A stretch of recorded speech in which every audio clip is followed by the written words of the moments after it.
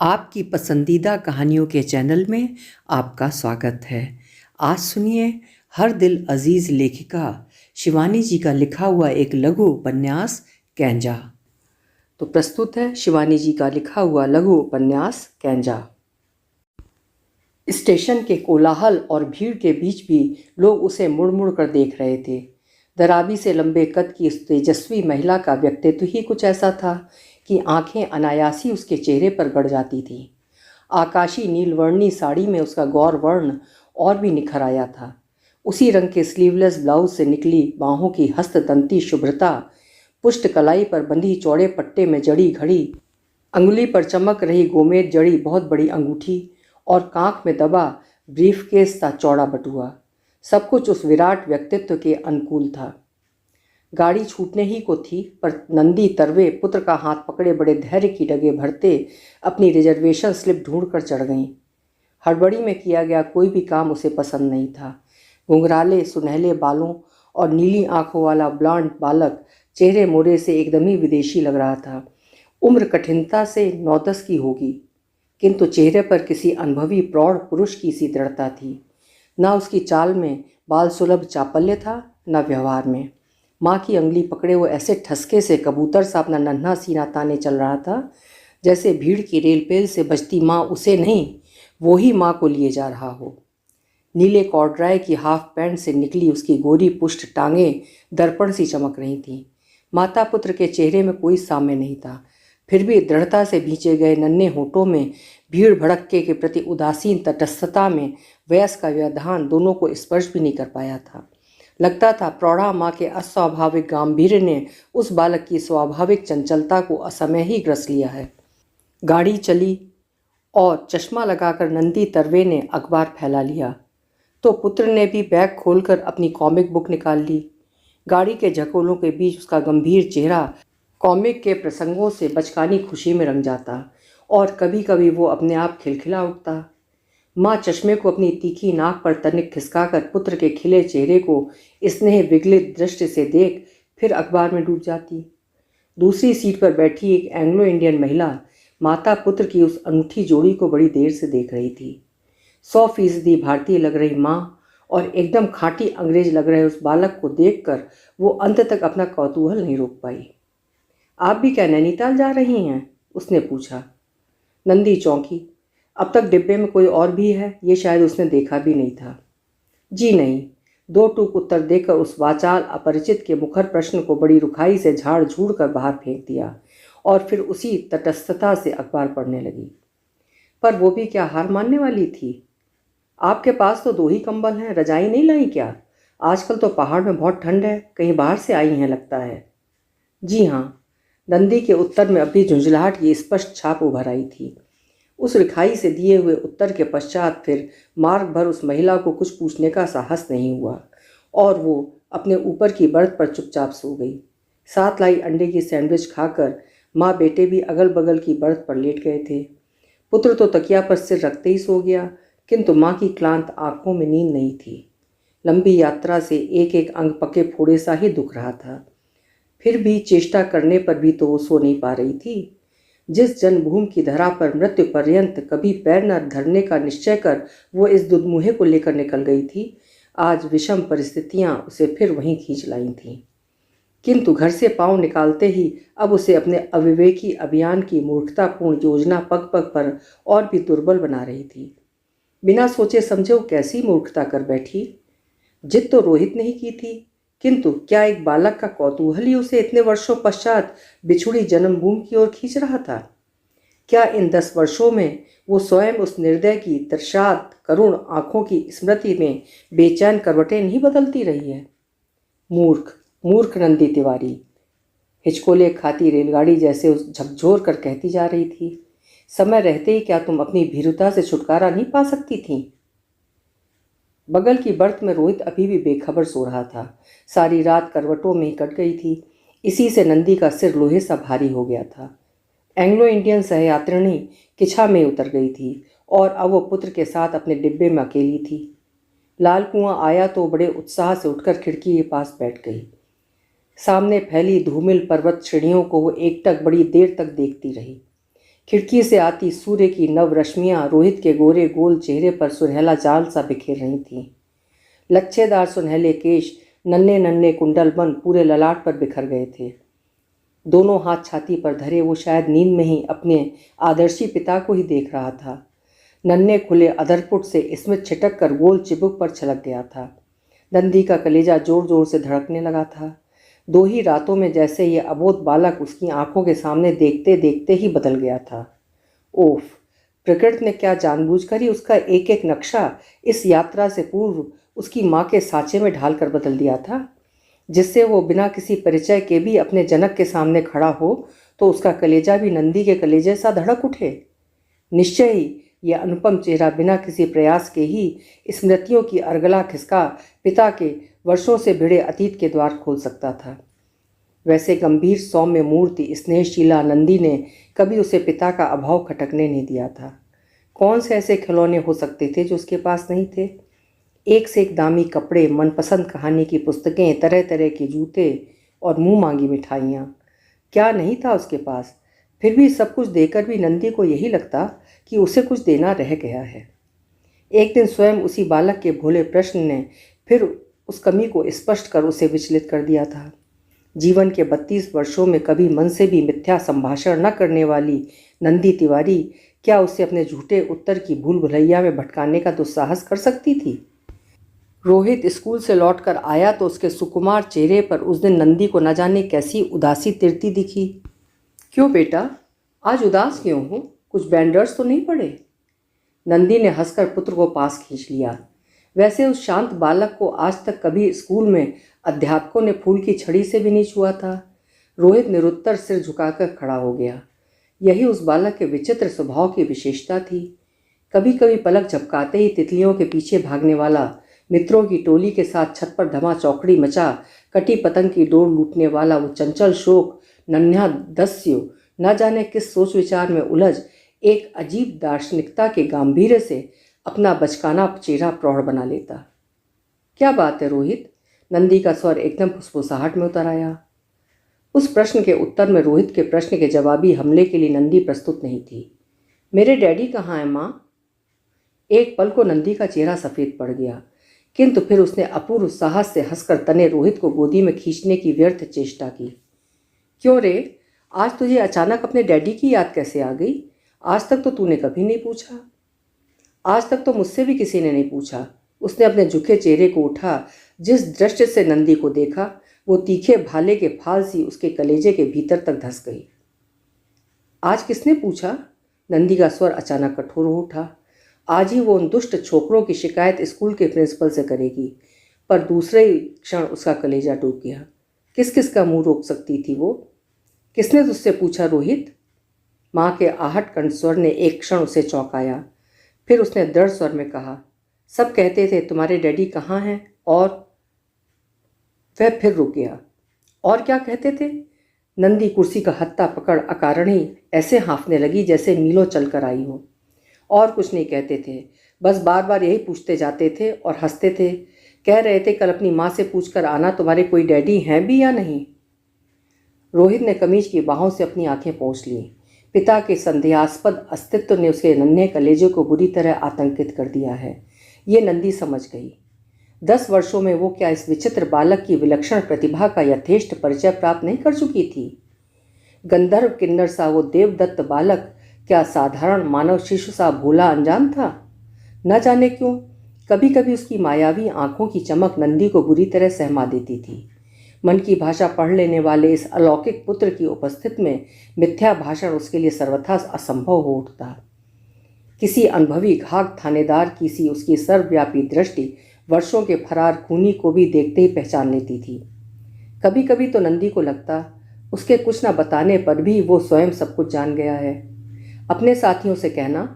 नंदी का हाथ पुत्र के सिर पर था और खोई सी दृष्टि खिड़की के बाहर। वहाँ होकर भी वो जैसे कहीं दूर चली गई थी। तुम्हारे डैडी पहाड़ में हैं और हम 4-5 दिनों में उन्हें लेने पहाड़ जा रहे हैं। सच माँ? रोहित की आंखें कांच के रंगीन लट्टुओं से ही चमकने लगीं। कब जाएंगे माँ? उस प्रश्न का उत्तर नहीं मिला तो रोहित ने अधैर्य से अपना दूसरा प्रश्न पूछ लिया। मैं अब अपने नाम के साथ डैडी का नाम भी लिख सकता हूँ ना माँ, सब लड़के लिखते हैं। ठीक ही कह रहा था वो। सौराष्ट्र की जिस सरल बिरादरी में वो इस अबोध शिष्य को लेकर घुल मिल गई थी, उसके सामाजिक आईने कानून को भी तो उसे ग्रहण करना पड़ेगा। माँ को सहसा उस प्रश्न के साथ गुमसुम बन गई देख रोहित सकपका गया था। रुआंसे स्वर में उसने फिर अपनी दलील को स्पष्ट किया था। मेरी क्लास के सब लड़के अपने नाम के साथ अपने पिता का नाम लिखते हैं। मैं कल तुम्हें हरित, रमण सबकी कॉपियाँ लाकर दिखा दूंगा। हरित लाल जयंती लाल पटेल, रमणकांत जयकांत देसाई और भी सब लड़कों के नाम खूब बड़े बड़े हैं। मुझसे सब कहते हैं तू तो खाली रोहित चंद्रा लिखता है, ये भी भला कोई नाम है? मेरे डैडी अपने नाम के आगे क्या लिखते हैं माँ? दीन करुण सकुचाए स्वर में पूछे गए उस प्रश्न का उत्तर फिर बड़ी स्वाभाविकता से स्वयं ही नंदी के होठों पर फिसल गया था। तेरे डैडी का नाम सुरेश कुमार भट्ट है रोहित। ओह, जानती हो अब मेरे नाम के आगे क्या लिखा जाएगा? उसका उत्तेजित स्वर एकदम तीखा हो गया था। रोहित कुमार सुरेश कुमार भट्ट। और फिर वो दूसरे ही दिन अपने सहपाठियों से सीना तान कर कह आया था कि वो अपनी माँ के साथ अपने पिता को लाने पहाड़ जा रहा है। पुत्र की इस घोषणा के पश्चात नंदी के लिए वो पहाड़ यात्रा अनिवार्य हो उठी थी। भावुकता के क्षणिक आवेश में आकर वो आंखें बंद कर जिस अंधे कुएं में कूद गई थी, वहां से अब लौटने का कोई प्रश्न ही नहीं उठ सकता था। हो सकता था शरीर पर निरंतर अत्याचार करने वाला वो दुराचारी प्रकृति से मृत्युदंड पा चुका हो, और ये भी संभव था कि फिर से विवाह कर वो अब ऐसे बीसियों रोहितों का पिता बन चुका हो। ग्राम की उसको ख्यात पार्वती को ब्याहने जब वो बिना किसी बारात के अकेले ही जा रहा था, तो नंदी के सामने ही उसे मुफट ताई ने टोक दिया था। अरे सूर्या, और कोई नहीं जुटी तुझे? कोर्ट कचहरी तक हुआ ही अभागी, सुना मिशन में एक बेटा भी पल रहा है। छी छी थू थू, शादी से पहले जिसका एक हो गया है। अरे बूबू, बेशरम ने हंसकर जोर से शायद इसलिए कहा था कि पास खड़ी नंदी भी सुन ले। क्यों परेशान होती हो? उसके तो शादी से पहले एक ही है, मेरे तो शादी से पहले ऐसे ही न जाने कितने हैं। और सचमुच ही वो दुस्साहसी वेश्या दुराचारणी पार्वती को ब्याह लाया था। एक तो महीने के असीम लाड़ प्यार के पश्चात फिर उसने अपनी उसी नवेली को पहाड़ी दमामे सा ही पीटना आरंभ कर दिया, और साल बीतते न बीतते पीट पाट कर उसकी धज्जियाँ उड़ा दी। पार्वती की मृत्यु के पश्चात वो फिर किसी नागा साधुओं की टोली के साथ दिगंबर बना बद्रीनाथ की ओर निकल गया, तो ग्रामवासियों ने सुख की सांस ली थी। चलो पाप कटा, कुकर्मी को सुमति तो आई। गांव की बहू बेटियां अब निश्चिंत होकर घास काटने जा सकती थीं, नहीं तो सुरेश भट्ट का आतंक कुमाऊं के उस क्रूर नरभक्षी से क्या कुछ कम था, जिसके पेट से मारने पर कार्बेट ने कितनी ही रूपसी षोडशियों के कंकड़ और मूंगे की मालाएं बरामद की थीं। जिसे अंग्रेजी में लेडी किलर कहते हैं, वही था सुरेश भट्ट। उस कद्दावर पहाड़ी जवान का रंग कुमाऊं के शाहों और ऊंचा कद वहां के क्षत्रियों का सा था। कभी कभी सनक सवार होने पर वो कोसी नदी की धोखेबाज तीखी तार में ताल की पुष्ट मछलियों सा ही उछलता, और किसी पेशेवर गोताखोर की भांति डुबकी लगा घंटों तक डुबकियां लगाता बड़ी दूर तक निकल जाता। फिर धोती की लांग लगा किनारे बैठ नाक के नथने मूंद बको ध्यान लगा घड़ी के कांटे के साथ स्कूल जा रही नंदी तिवारी की प्रतीक्षा में बैठ जाता। वो जैसे ही आती मुंदी पलकों का चिलमन उठा, वो जोर से हाँक लगाता, नाश हो इस स्वर्ग की मेनका का जिसने मुझ जैसे विश्वामित्र की तपस्या भंग की। साथ ही स्कूल जा रही ग्राम कन्याओं की पूरी टोली खिलखिलाकर पूरी घाटी गुंजा देती। अकेली नंदी ही नहीं हंसती, उसका चेहरा लाल पड़ जाता और वो तेजी से भागकर अपनी टोली से आगे निकल जाती। वो प्रायः नित्य की घटना थी। स्कूल जाने के लिए और कोई पगडंडी भी उपलब्ध नहीं थी, इसी से उसी मार्ग से जाना उसके स्कूली जीवन की व्यवस्था बन गई थी। मेनका वही है, ये सब लड़कियां जान गई थीं, क्योंकि कभी वो किसी कारणवश स्कूल नहीं जाती तो वो निर्लज्ज हंसकर हाँक लगाता, अरे छोरियों, मेरी मेनका को कहाँ छोड़ आई, बीमार है क्या? लड़कियां खिलखिला कर भाग जाती और स्कूल से लौट नंदी को छेड़ने पहुंच जाती। कभी कभी तो नंदी की आंखें छलछला उठती, ना चाहने पर भी उसकी दृष्टि क्यों उस नासपीटे की ओर उठ जाती थी। गोरी चिट्टी सिलसी छाती पर पड़ी यज्ञोपवीत की उज्ज्वल डोरी, बिना पुछी शुभ्र वर्णी रजत देह पर मोती सी चमकती पानी की बूंदें, और स्वयं ही सीधी मांग में विभक्त हो गए चिकने भीगे केश। सकपका कर वो ऐसे भागने लगती जैसे वो बको ध्यान छोड़ उसे पकड़ने उसके पीछे पीछे भाग रहा हो। वो फिर बिना पीछे मुड़े स्कूल की ओर चल देती। किंतु नारी स्वभाव की एक एक जटिल पगडंडी से परिचित वो कुटिल यायावर जान जाता कि उसका बको ध्यान व्यर्थ नहीं गया है। एक ना एक दिन वो इस दुर्गम बीहड़ पगडंडी को भी जीत ही लेगा। पर एक दिन गांव के स्कूल की सब परीक्षाएं पास कर वो पढ़ने बाहर चली गई तो सुरेश भट्ट का दिल डूबने लगा। इतने वर्षों की उसकी साधना क्या व्यर्थ जा रही थी? दिन प्रतिदिन वो बित्ते भर की छोकरी अपनी उसी उदासीन तटस्थता से दूर छिटकती जा रही थी और सुरेश भट्ट की वही कुंठा, नैराश्य, विवशता उसे और दुस्साहसी बना रही थी और भी क्रूर। आज से 20 वर्ष पूर्व विवाह संबंधी कुमाऊनी आईने कानून बेहद कठोर थे। एक विशिष्ट संकुचित वैवाहिक दायरे में विवशता से घूमते माता पिता कभी कभी अपने से नीचे वर्जित कुल में उसके लाख समृद्ध होने पर भी पुत्री को ब्याहने की धृष्टता नहीं कर सकते थे, चाहे वो चिर दरिद्र ही क्यों न हो, चाहे पुत्री जन्म भर अन्न के दाने को ही क्यों न तरसती रहे। जमाता यदि अपने उच्च कुलगोत्र का वीज़ा प्रस्तुत कर देता तो किला फतेह कर सकता था। सुरेश भट्ट का कुलगोत्र 100% विशुद्ध था। मजाल थी कि कोई विषाण के भट्टों की और उंगली तो उठा दे। एमए पास कर उसने सम्मान सहित वकालत भी पास कर ली थी। कभी जमीन जायदाद, घर बगीचा सब कुछ था, किंतु द्यूत क्रीड़ा का दानव सिंदबाद के बूढ़े की भांति उसके कंधे पर जहाँ एक बार चढ़ा तो फिर कभी नहीं उतरा। पिता की मृत्यु के पश्चात उसकी पूरी जायदाद बैंक में गिरवी पड़ी थी और अब उसे छुड़ाना उसके लिए एक प्रकार से असंभव था। फिर विदुर होने पर जोगियों की जमात उसे गांजे चरस की दम दीक्षा भी दे गई थी। पहले संतानहीन चाचा गदाधर भट्ट उसके साथ रहते थे, फिर भतीजे की गुहा मानव की सी गतिविधि देख वे एक दिन चुपचाप खिसक गए। चाचा के जाने के बाद उसने चूल्हा जलाना भी छोड़ दिया। आंगन में खड़े मौसमी फलों के वृक्ष उसके लिए कल्प तरु से साल भर फलते रहते, कभी अनार से मीठे दाड़िम, कभी सेब और कभी नाशपाती खुबानी। कभी कभी तो महीनों अपने बगीचे के उन पुष्ट कदली गुच्छों को खाकर गुजार देता, जिसका 3-3 पाव का एक केला खाकर ही पेट भरा जा सकता था। शायद उसी नियमित फलाहार के कारण उसका अनियमित जीवन भी कभी उसके स्वास्थ्य का कोई स्थायी अनिष्ट नहीं कर पा रहा था। एक अंधेरे कमरे में उसका एक छोटा मोटा सेलर भी था। धार को चूल्हा जाकर वो प्रायः ही गर्भयांग के उस अनूठे आसव की बोतलें खरीद लाता और अपने सेलर को सवार कर जाड़े भर का समुचित प्रबंध कर लेता। उसी विशुद्ध आसव प्रसिद्ध लालिमा से रंगी उसकी लाल डोरीदार आँखें कभी कभी कपाल पर चढ़ जाती।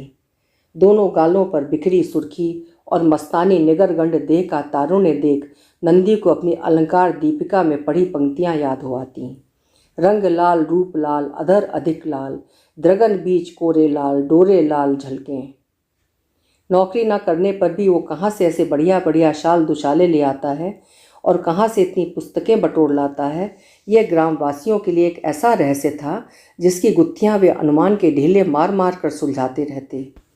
कोई फुसफुसा कर कहता, कल अस्कोट गया था हरामी जुआ खेलने, वहीं के रजवाड़े के रईसों को मूंढ लाया होगा।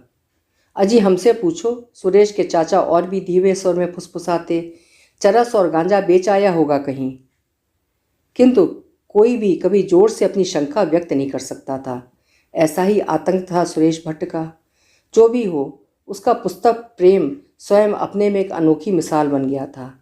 दिन भर इधर उधर घूम शिव मंदिर में चढ़ाए गए किसी अलमस्त वृषभ की भांति डोरी खेलने वाला मस्त जवान रात रात भर बत्ती जलाकर पढ़ता रहता।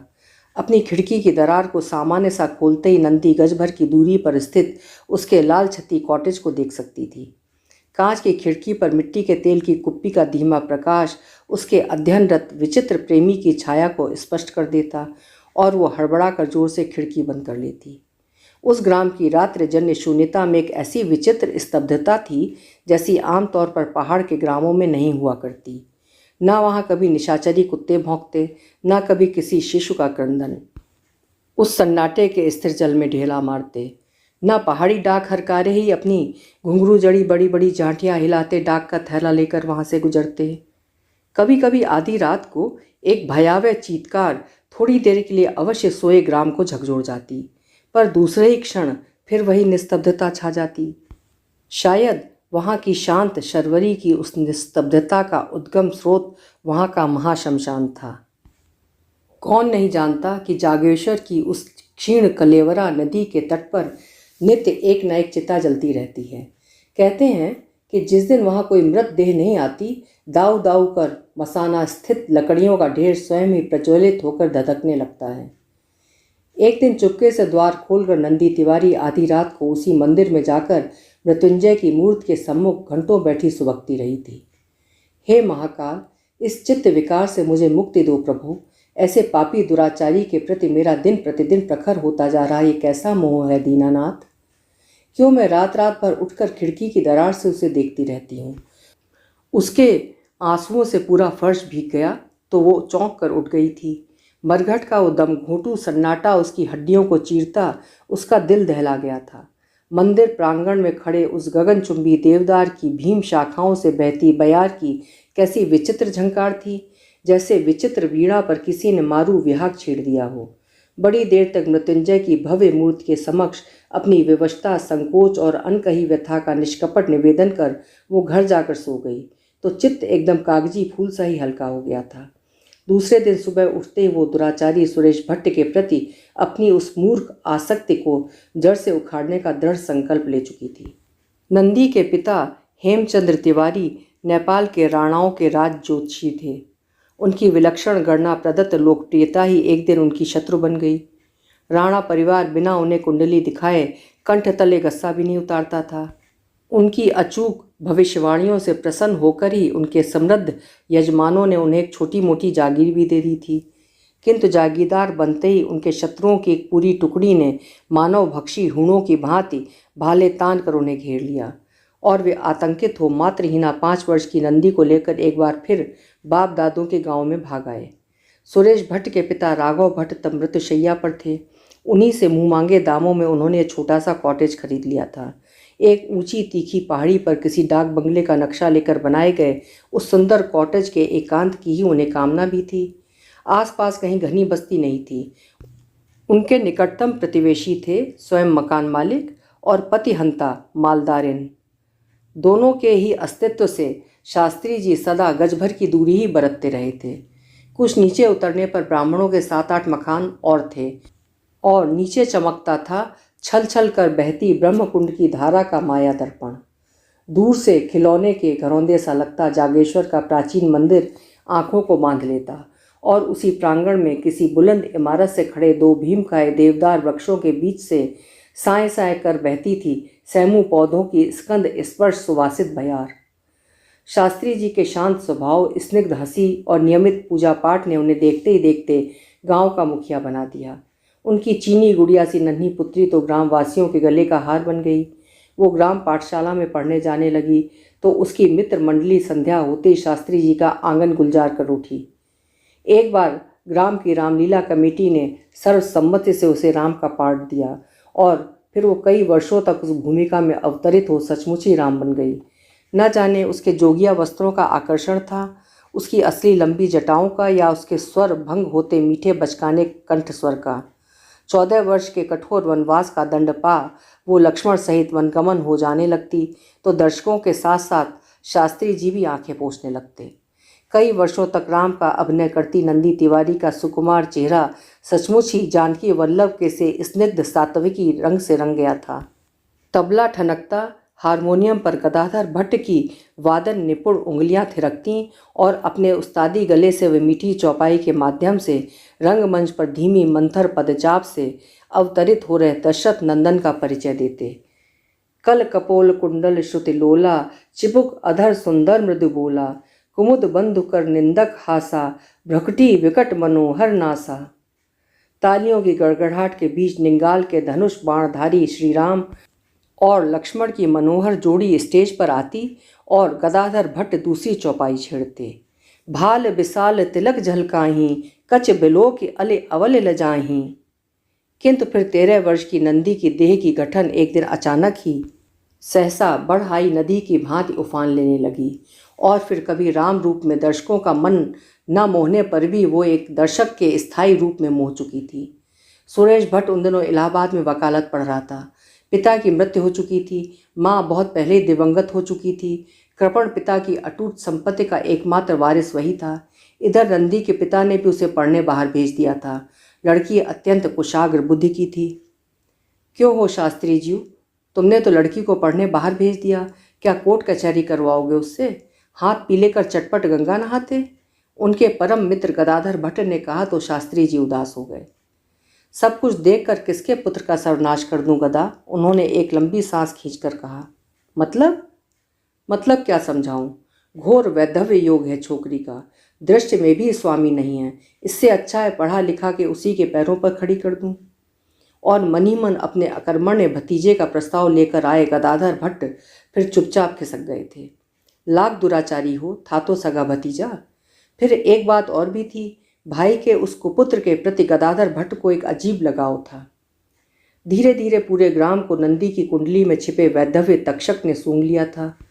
पर फिर भी जब एक दिन यही दुस्साहसी बांका युवक सुरेश भट्ट स्वयं ही अपना निर्लज्ज प्रस्ताव लेकर नंदी के घर पहुंच गया तो शास्त्री जी हतबुद्धि से बैठे ही रह गए थे।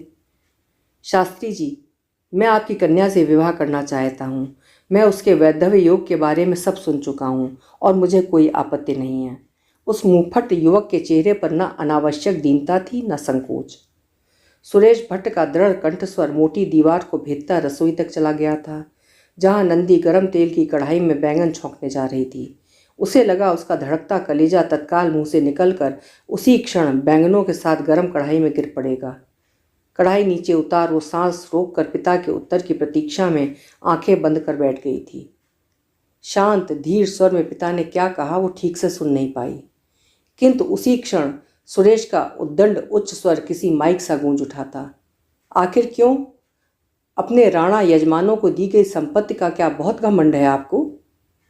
शांत पिता के क्रोध को वो खूब पहचानती थी।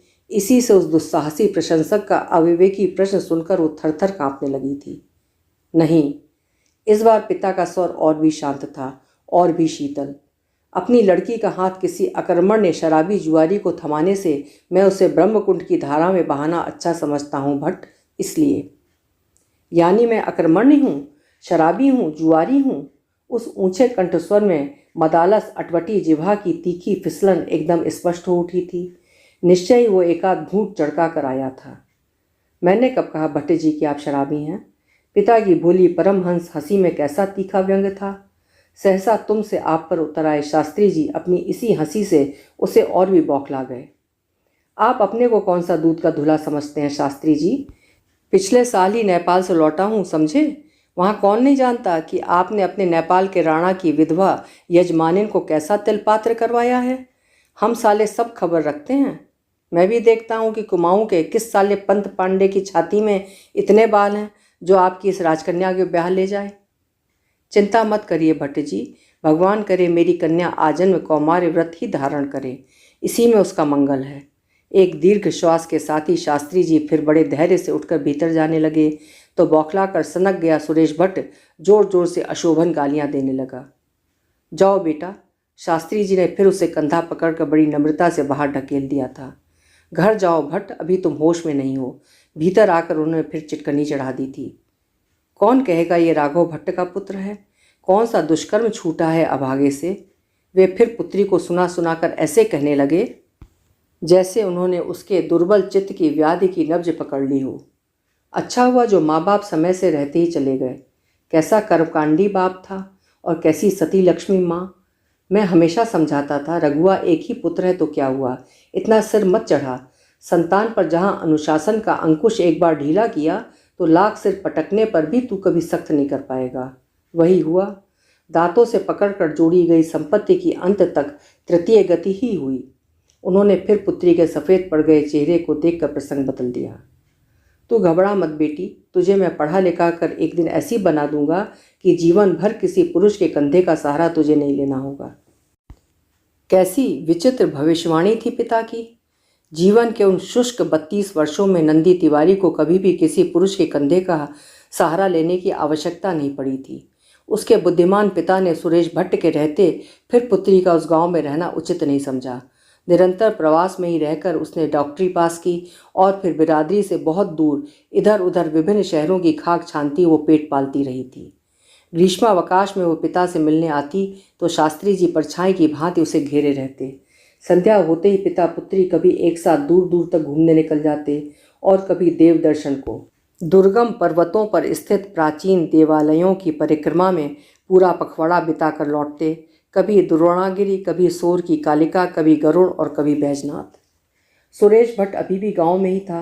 नंदी की अनुपस्थित में उसका विवाह हुआ और वो विधुर भी हो गया। जब उसकी पत्नी की मृत्यु हुई, नंदी दुर्भाग्य से वहीं थी। पति की मृत्यु का अशौच भी उस अभागे को स्पर्श नहीं कर पाया था। लोग बेचारी को फूंक कर लौटे भी नहीं थे कि वो दूसरे गांव जाकर अपने ऑर्चर्ड को जुए में हार आया था।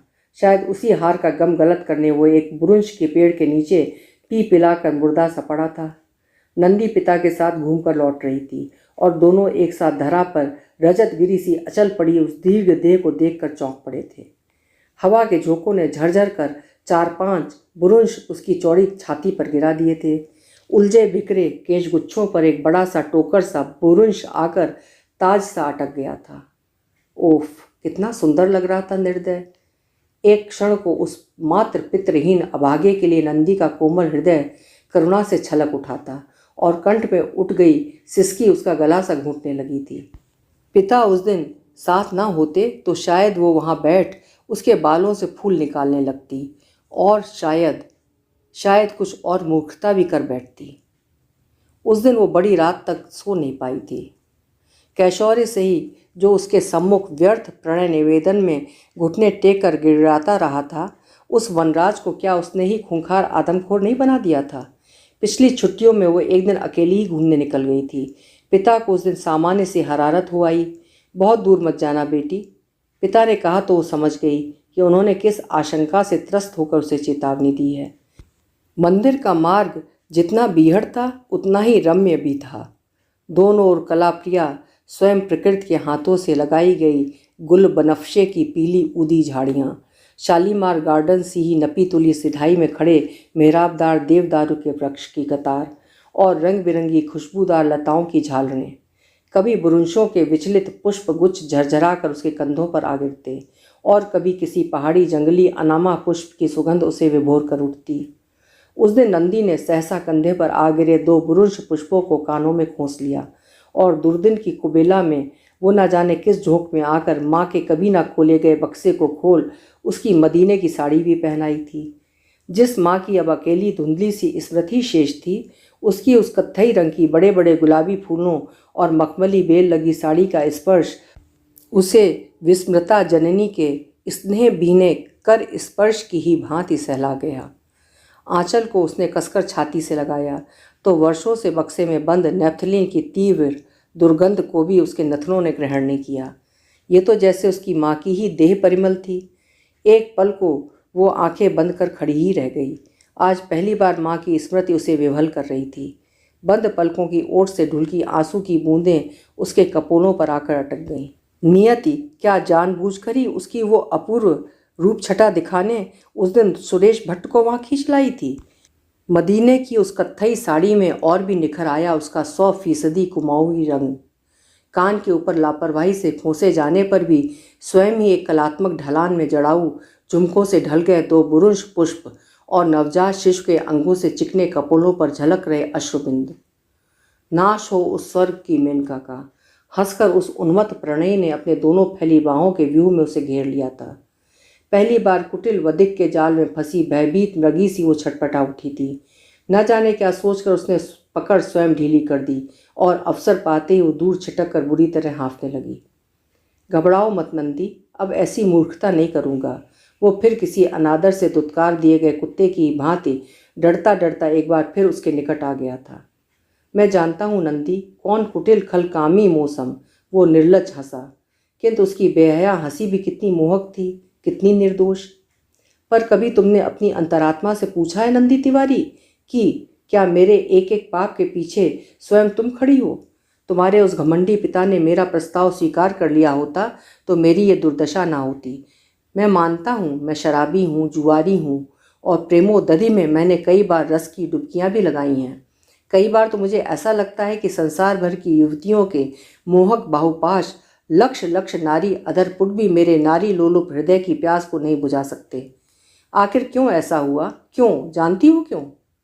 एक बार फिर वो दुस्साहसी दस्यु अपना क्रोध से तमतमाया विलासी चेहरा उससे एकदम निकट ले आया। भय से सहमी नंदी ने फिर आंखें बंद कर लीं। भागने की चेष्टा करने पर भी वो भाग नहीं सकी। लगता था किसी ने लोहे की मोटी जंजीर से उसके दोनों पैरों को जकड़ किसी मंत्रपूत कीलक से उसे गाड़ दिया है। इसीलिए नंदी तिवारी कि जिस प्यास को आज सहस्र अधरों की नित्य नवीन सुरा से छलकते मधुपात्र भी नहीं बुझा सकते, चाहने पर बुझाने वाली कभी उसे एक ही घूंट में बुझा सकती थी। मोपासा मैंने खूब पढ़ा है नंदी, जानती हो वो क्या कहता है? अब हंसकर उसने फिर नंदी को बाहों में घेर लिया। नारी और जल की तृषा जब कभी घातक रूप से तीव्र हो उठती है तो उसे बुझाने के लिए मनुष्य जघन्य से जघन्य अपराध भी कर सकता है। तब क्या एक न्यायप्रिय न्यायाधीश का ये कर्तव्य नहीं है कि व्यवस्था में किए गए अपराध के लिए अपराधी को क्षमा कर दें?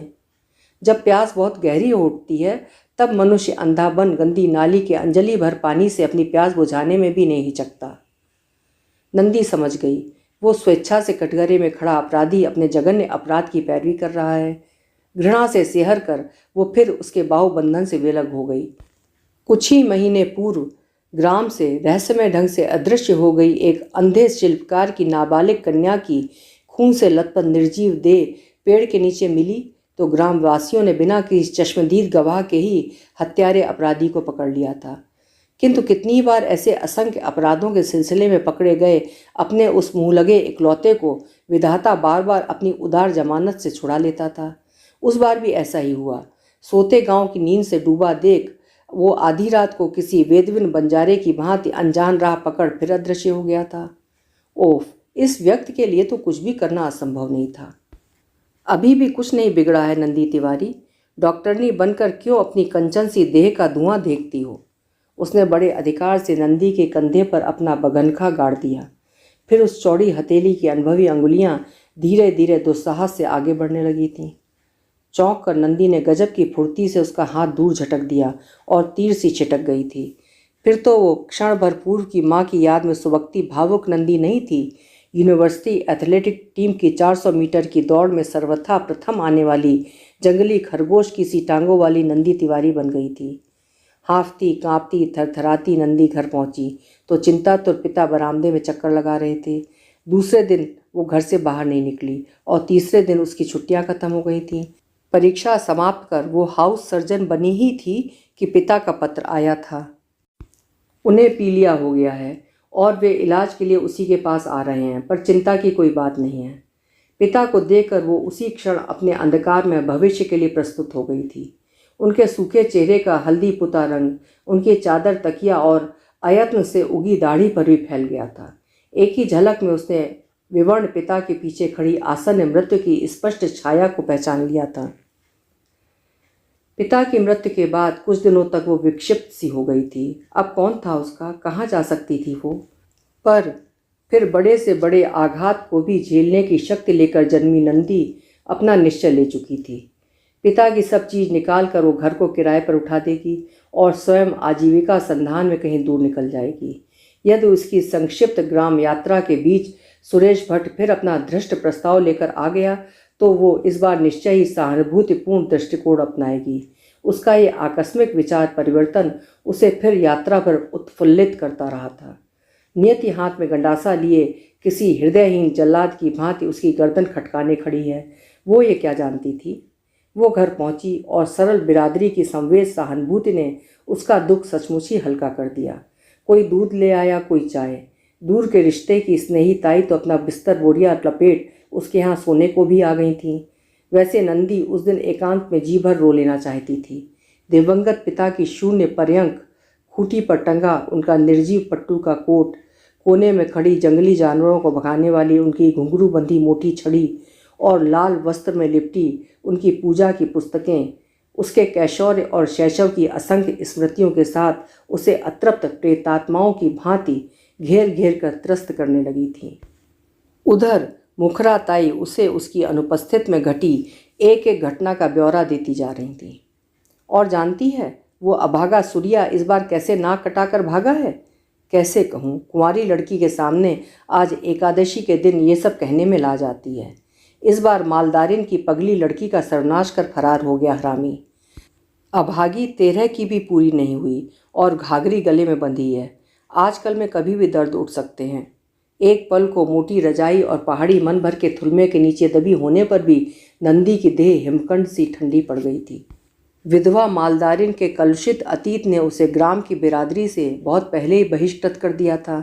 उसका पति रानी खेत की गोरी पलटन की मेस का खानसामा था।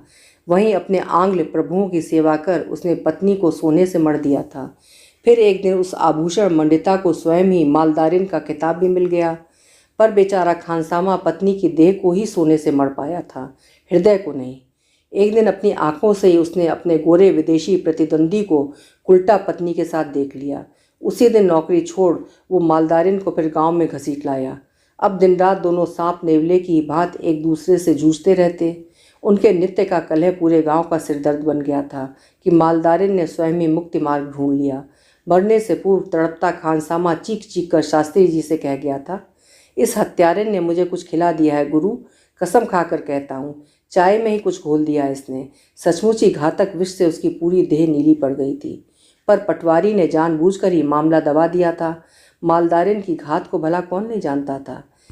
विधाता ने उस जादूगरनी को न जाने कैसे कैसे तंत्र मंत्र सिखाकर ही पृथ्वी पर भेजा था। पति की रहस्यपूर्ण मृत्यु के तीसरे महीने उसने अपनी उन्मादिनी पुत्री को जन्म दिया था। उसके उत्कट उन्माद ने उसे जन्म के 5वें वर्ष से ही बंदिनी बना दिया था। धूप निकलने से पूर्व वो घर के भीतर एक पलंग के पाए से बंधी रहती, और जहाँ धूप का चौकोर टुकड़ा दाड़िम के पेड़ की डाल से नीचे उतर धरा पर बिखरता, उसकी माँ उसे बाहर बांध जाती। बीच बीच में एक भयानक अमानवीय चीत्कार दीवाने भेदती नंदी को सहमा जाती, और वो आंखें बंद कर कानों पर उंगलियां धर लेती। थोड़ी देर में लड़की थककर स्वयं ही चुप हो जाती।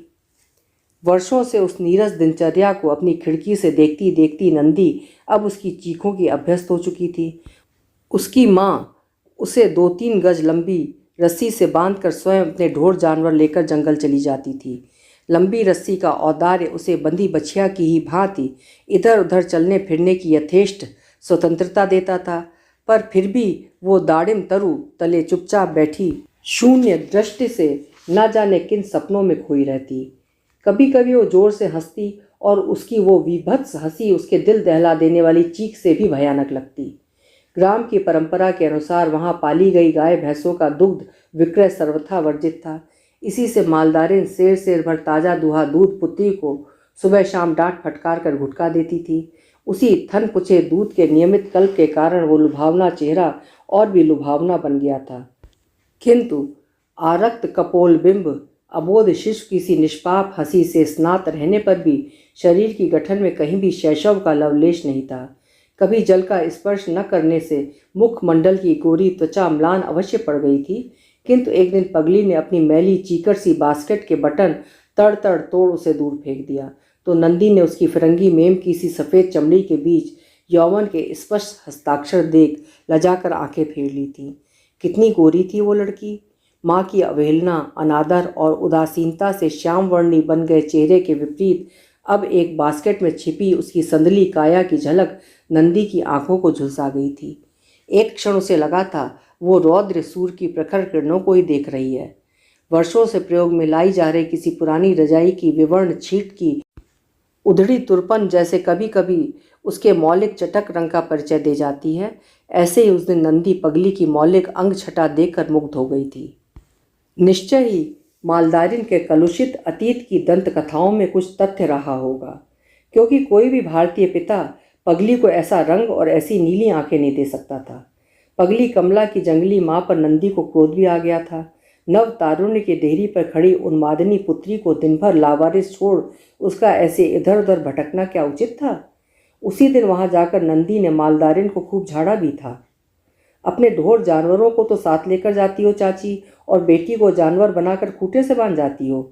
लाख पगली हो, है तो सुंदर और जवान। और फिर वो अपने संकोची स्वभाव के कारण जो कुछ स्पष्ट कह नहीं पाई थी, वो उसका लाल पड़ गया चेहरा कह गया। चाची समझ गई। ठीक कहती हो बेटी, आज से जंगल जाऊंगी तो करमजली को तेरे पास रख जाऊंगी। और फिर उसी दिन वो उसे नंदी के पास पहुंचा गई थी। चाची के जाते ही नंदी ने उसे बंधन मुक्त कर दिया था।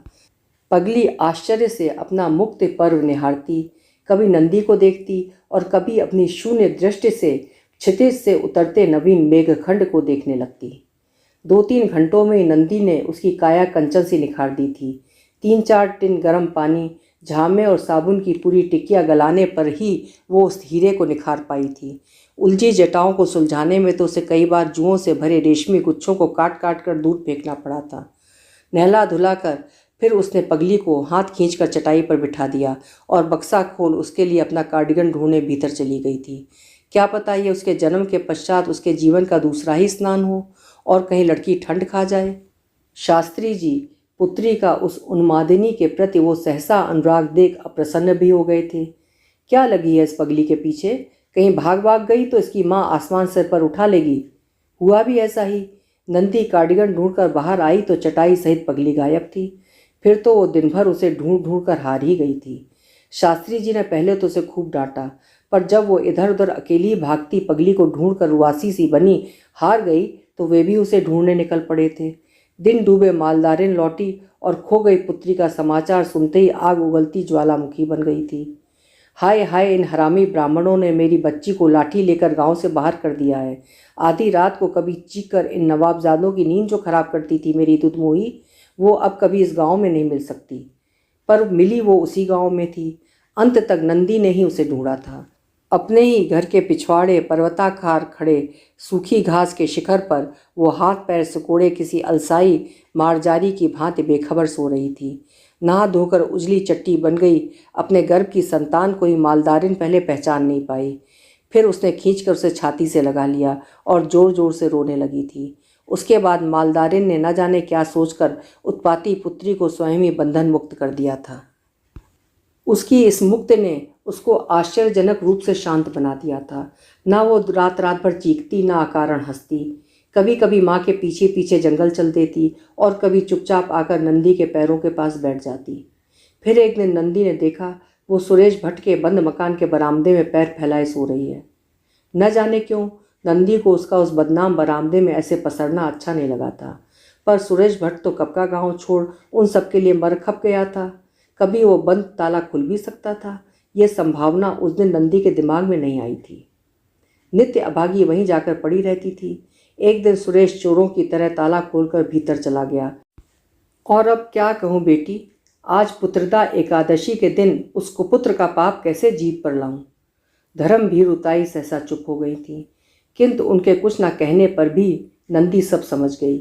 क्षुधातुर कंगले भिक्षु के द्वार पर स्वयं विधाता ही 56 व्यंजनों का थाल सजाकर धर गया, तो क्या वो ऐसा मूर्ख था जो उस थाल को ठुकराकर भूखा ही सो जाता।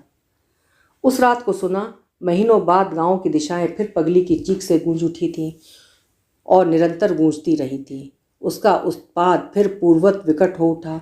माँ उसे फिर कसकर दाड़िम के तने में बांधकर जंगल जाने लगी थी। लौटकर रस्सी खोल उसे भीतर ले जाने लगती तो वो उसे धक्का मारकर सुरेश भट्ट के मकान की ओर भाग जाती और बंद ताले पर अपना सिर मारने लगती। कुछ ही दिनों की सरस स्मृति हृदय में संजोए ग्राम का वो रंगीला पाहुना फिर द्वार पर ताला मारकर अलोप हो गया था। पुत्री की मानसिक विकार के साथ साथ उसका शारीरिक विकार भी उसकी अनुभव कुशला जननी की पैनी दृष्टि से छिपा नहीं रहा था। चोर को उसने अपनी मायावी विद्या से पकड़ा या स्वयं अपने जीवन के अनुभूत तथ्यों से, ये रहस्य उसी तक सीमित था। किंतु एक दिन उसने छाती पीट पीट कर उस हत्यारे सुरेश भट्ट की 7 पुश्तों का विधिवत श्राद्ध कर ग्रामवासियों के सम्मुख अपनी उन्मादिनी पुत्री के सर्वनाश का चिट्ठा खोलकर फैला दिया था। ताई ग्राम की उस ऐतिहासिक घटना को सुनाकर खर्राटे लेने लगी थी, किंतु नंदी की आंखों में फिर नींद नहीं रही थी। जिस व्यक्ति के समस्त अपराध कलुष कलमश क्षमा कर स्वयं ही निर्लज्जता से माहे फैला जिसे ग्रहण करने वो साहस से आगे बढ़ रही थी, उसने उसे सहसा क्रूरता से पीछे ढकेल दिया था। उसके हाथ की वरमाला छीन उसने अपने पैरों तले कुचल कर बिखरा दी थी। स्वयं उसकी ही सिसकियों के वेग से वो सिर से पैर तक कांपती चली जा रही थी। कहीं ताई जग गई तो क्या कहेंगी। तभी पगली का गगन भेदी चीत्कार किसी तीखे सायरन की भांति गूंज उठा। ओफ, कैसा करुण चीत्कार था, जैसे कोई कुंद छुरी से बकरे की मोटी गर्दन को जिबह कर रहा हो। कौन है री? लगता है राण को दर्द उठ गए हैं। सत्यानाश हो इस कुलबोरनी का। अरे सुरेश भट्ट, तू जहाँ भी है करम जले, तुझे हाथ हाथ भर के कीड़े पड़े। ताई न जाने कब जगकर उसके पीछे खड़ी हो गई थी। पगली का क्रंदन अब पल पल तीव्रतर होता और भी हृदय द्रावी हो चला था और करुण भी। जैसे वो आंचल फैलाए पूरे ग्राम से दया की भीख मांग रही थी। उसकी उस लंबी चीख के साथ ही डॉक्टरनी नंदी की तंद्रा सहसा स्वयं भंग हो गई। उसने फिर एक क्षण का भी विलंब नहीं किया था। हाथ का बैग लिए वो तीर सी छिटक गई थी। पगली की चीख उसके घटनास्थल पर पहुंचने से पूर्व ही किसी दुर्घटना की सूचना दे रहे सायरन की भांति पूरे गांव को वहां खींच लाई थी। भीड़ को दोनों हाथों से कमरे के बाहर ठेल नंदी ने फिर द्वार बंद कर लिए थे। आप लोग बाहर जाएं, छोटा सा कमरा है, लड़की का दम घुट जाएगा। उसका स्वर जितना नम्र था, व्यवहार उतना ही कठोर। ताई को तो उसने एक प्रकार से धक्का देकर गिरा ही दिया था। अकेली मालदारन ही सहमी डरी दृष्टि से उसे देखती एक कोने में दुबकी खड़ी थी। चाची, जल्दी पानी गर्म कर और कोई साफ फटा कपड़ा है क्या? उसने कहा और फिर मालदारिन के निर्विकार चेहरे को देखकर स्तब्ध रह गई थी। लगता था इस बार पुत्री का नहीं, स्वयं माँ का ही दिमाग फिर गया है। वो सब कुछ सुनकर भी कुछ नहीं सुन रही थी। जिस मोटी रस्सी से पगली नित्य बंधी रहती थी, वो उस दिन छत की बल्ली से बंधी नीचे तक लटक रही थी। बार बार वो निरर्थक झूल रही रस्सी का फंदा इधर उधर अकेली ही भागकर प्रसव का आयोजन कर रही नंदी के सिर पर टकरा रहा था। ये क्या है? उसने झुंझलाकर पूछा। ऐसे ही रस्सी पकड़कर मैंने इसके दर्द को झेला था, पर हरामिन कहाँ पकड़ रही है इसे? मालदारिन का बोल पहली बार फूटा।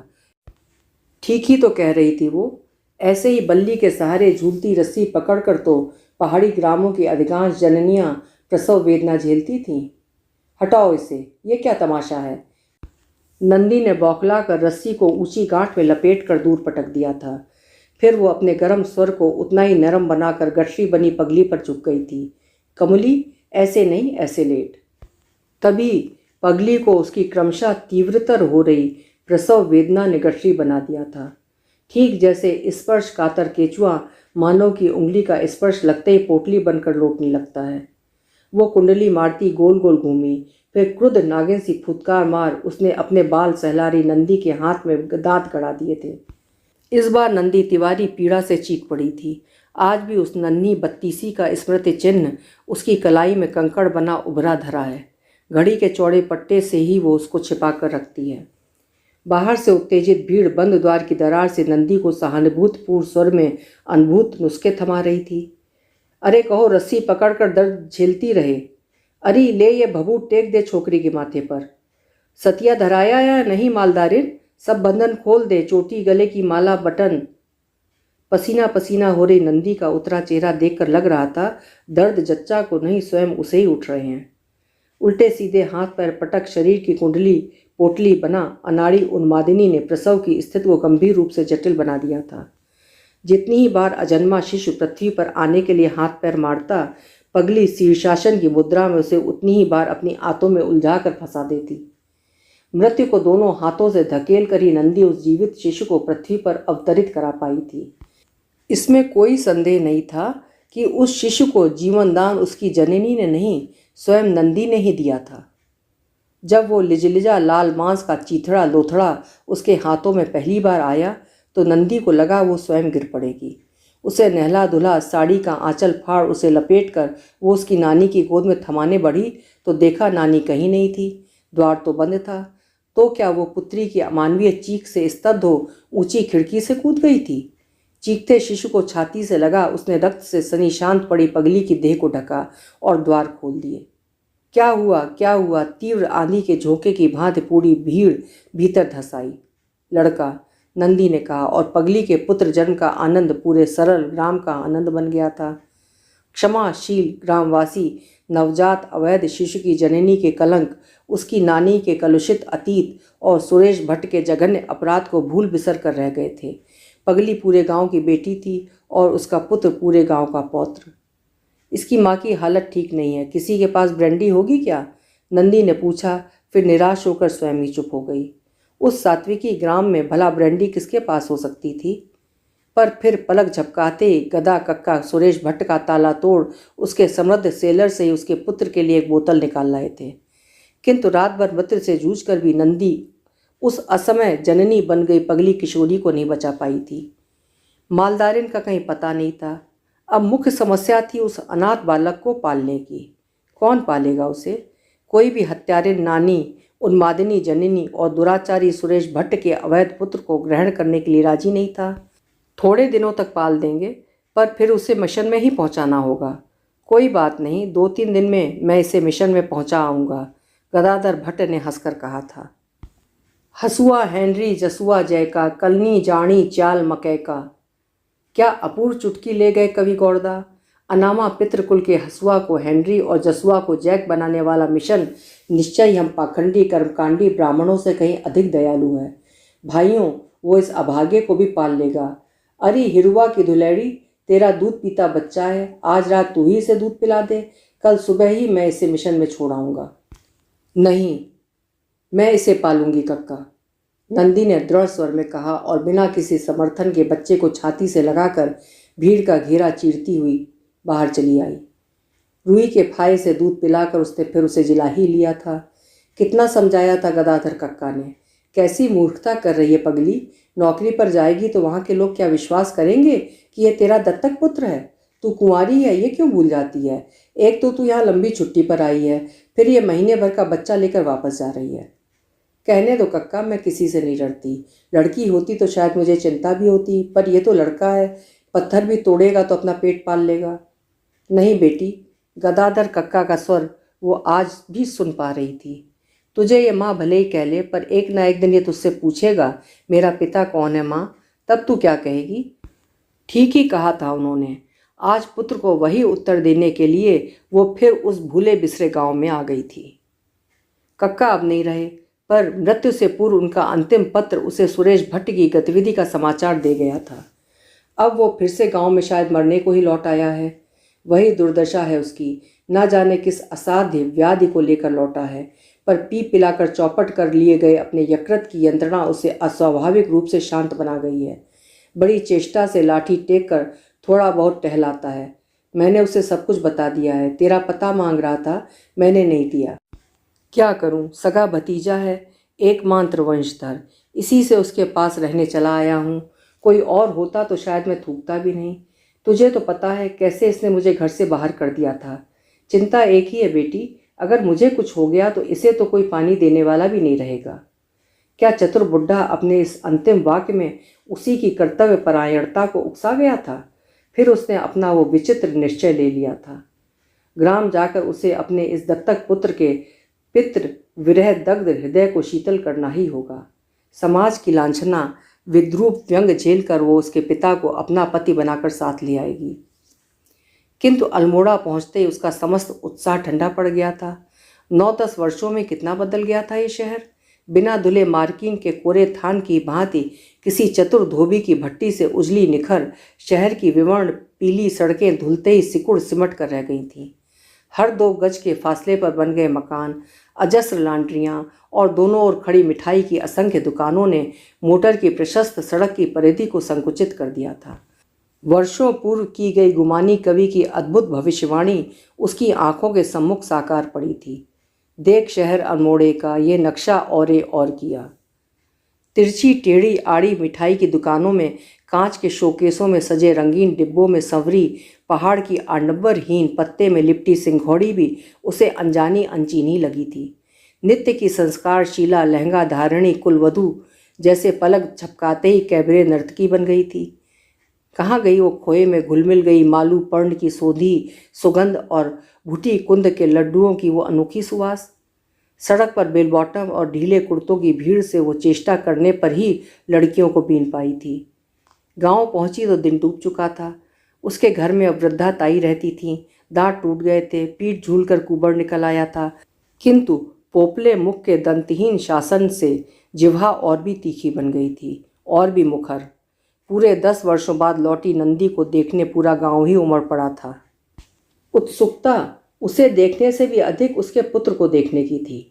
बड़ी रात तक गांव की औरतें बैठी ही रही थीं। फिर ताई ने उन्हें डपट कर भगा दिया था। अरे सोने भी दोगी या उसे नहीं, थकी मांदी आई है, जाओ अब कल आना। रोहित खा पी कर सो गया तो वो स्वयं ताई के पास आकर लेट गई। तूने अच्छा किया जो उसे यहाँ ले आई बेटी, ताई ने उसके सिर पर बड़े स्नेह से थपकी देकर कहा था।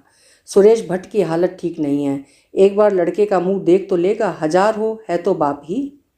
एक बार नंदी के जी में आया, उस उदार स्नेह वृद्धा के सम्मुख अपना दुस्साहसी निश्चय उगल कर रख दे, पर फिर उसके विवेकशील चित्त ने स्वयं उसका हाथ थाम लिया। क्या पता नित्य उसके सम्मुख घुटने टेक कर प्रणय की भीख मांगने वाला भिक्षुक आज स्वयं उसे भीख देने से मुकर जाए। पहले उसे आज ही लज्जा संकोच को ताक पर धर मध्य रात्रि के एकांत में स्वयं अभिसारिका बन उसके हृदय की था लेनी होगी। थका रोहित नींद में बेहोश था। सोई ताई का दंतहीन मुख भी मरी चिड़िया के चंचु सा खुला पड़ा था। उसने शॉल कंधे पर डाला और चुपचाप निकल गई। 5 ही मिनट में वो सुरेश भट्ट के बदनाम बरामदे के भिड़े कपाटों के पास खड़ी थी। द्वार बिना किसी साकल के हवा के झोंकों से ही बार बार भिड़कर खुल रहे थे। क्षण भर के लिए खुली उस दरार में उसने झांक कर देखा। सुरेश भट्ट दीवार की ओर मुख किए कुछ पढ़ रहा था। काल की प्रतीक्षा में खड़ा वो मृत्यु पथ का यात्री शायद अब भी अपना पठन पाठन नहीं छोड़ पाया था। नंदी के दोनों पैर अचानक कांपने लगे। वो तेजी से मुड़ी और मंदिर की पगडंडी उतर गई। मृत्युंजय की जिस अपूर्व मूर्ति के सम्मुख वर्षों पूर्व उसने अपने इस चित्त विकार से मुक्ति मांगी थी, आज वो फिर उसी दिव्य धरा पर मत्था टेकने जा रही थी, उसी प्रेमी से चिर मिलन का वरदान मांगने। मंदिर की निस्तब्धता के बीच गूंज रही झींगिर ध्वनि असंख्य मिजराबों सी ही झंकृत हो रही थी। महाशमशान में किसी अद्भुजी चिता की धूम्र रेखा मंडरा रही थी। जले बालों का दुर्गंधपूर्ण वही धुआं पूरे मंदिर प्रांगण में भी फैल गया था। हवा के वेग से मंदिर की घंटियां बीच बीच में स्वयं टुनक रही थीं। सिर झुकाकर ही नंदी तेजी से अंधेरे मंदिर के भीतर घुस गई थी।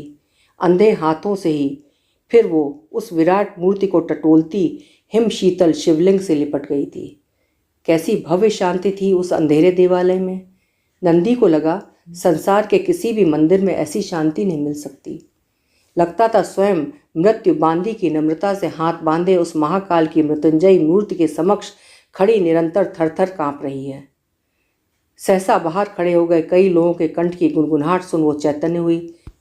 लगता था मुर्दा फूंक कर लौट रही भीड़ शायद आधी रात की उस भयावह निस्तब्धता से सहम कर मन का भय भगाने ही जोर जोर से शंभो शंभो कह घंटा हिला रही थी।